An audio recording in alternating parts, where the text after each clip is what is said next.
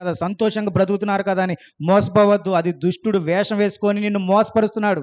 సాతానుడు వేషం వేసుకొని నిన్ను మోసపరుస్తున్నాడు. సాతాను గుడ్డితనాన్ని కలుగు చేస్తున్నాడు నీకు. నువ్వు మోసపోవద్దు.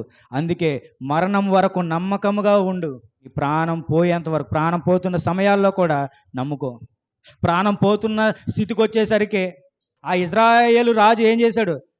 ఆ మాంత్రికుడి దగ్గరికి వెళ్ళి నేను ఎన్ని రోజులు బతుకుతానో పాచికలేసి చెప్పండి అని చెప్పేసి అడుగుతున్నాడు. ఆ మంత్రాలు యజ్ఞాలు చేసి చెప్పండి అంటున్నాడు.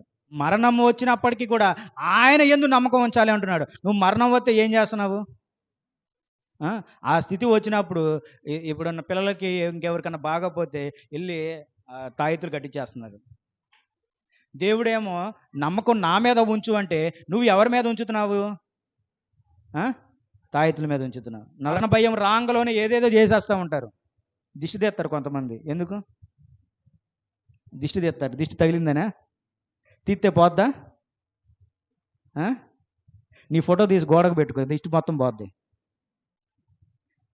నీ ఫోటో తీసి గోడకు ఇంటి బయట పెట్టుకున్నావు అనుకో, ఇంటి లోపల పెడతారు కదా, ఇంటి బయట పెట్టుకో, నీ ఫోటో ఒకటి పెట్టుకుంటే ఉన్న దిష్టి అంతా పోద్ది. దిష్టిలు తెస్తూ ఉంటారు, పోయిద్దా? దాని బదులు ప్రార్థన చేసుకోమంటున్నాడు, దేవుణ్ణి ఆశ్రయించమంటున్నాడు.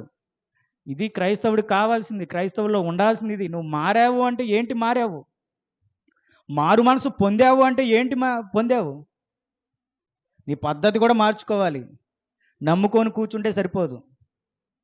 నీ పద్ధతి, నీ ఆచారాలు వాటన్నిటిని నువ్వు మార్చుకోవాలి. అప్పుడే బాగుపడతావు.